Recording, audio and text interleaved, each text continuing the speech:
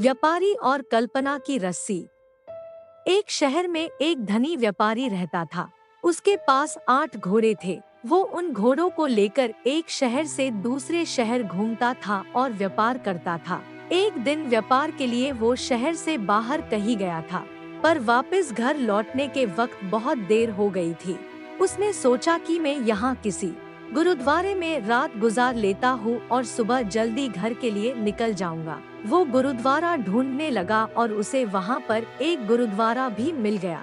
उसने सोचा कि मैं बाहर घोड़े बांधकर आराम से सो जाता हूँ।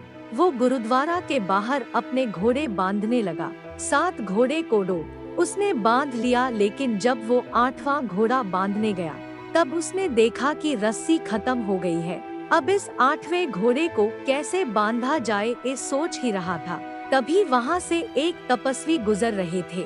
उन्होंने व्यापारी को परेशान देखकर उससे पूछा कि आपको क्या परेशानी है। उस व्यापारी ने कहा कि मुझे गुरुद्वारा के अंदर जाकर आराम करना है, लेकिन इस 8वें घोड़े को बांधने के लिए मेरे पास रस्सी नहीं है। उस तपस्वी ने जब व्यापारी की समस्या सुनी तब वो हंसने लगे और कहा कि जैसे आपने इन 7 घोड़ों को बांधा है, वैसे ही आप ये 8वें घोड़े को भी बांध दो। तपस्वी की बात सुनकर व्यापारी हैरानी के साथ बोला, लेकिन रस्सी ही तो खत्म हो गई है। तपस्वी ने कहा, मैंने कब कहा कि तुम इसे रस्सी से बांधो?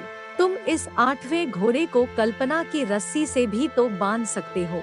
व्यापारी ने उस तपस्वी की बात मान ली और उस 8वें घोड़े के गले में काल्पनिक रस्सी का फंदा डालने जैसा नाटक किया और उसका दूसरा सिरा पेड़ से बांध दिया। जैसे ही व्यापारी ने ये नाटक किया, वो 8वां घोड़ा आराम से खड़ा हो गया। व्यापारी ने तपस्वी जी का शुक्रिया अदा किया और गुरुद्वारा के अंदर चला गया।